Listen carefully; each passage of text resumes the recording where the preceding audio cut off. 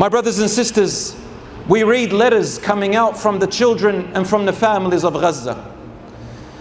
Children writing letters, "Mother, don't cry over me.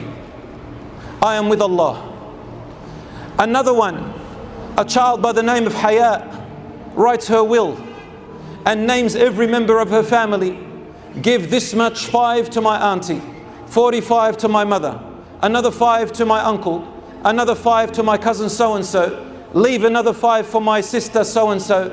As for whatever's left over of my clothes, give them to the poor and the needy. And she says, as for my shoes, give them to the poor, but of course, after you clean them up.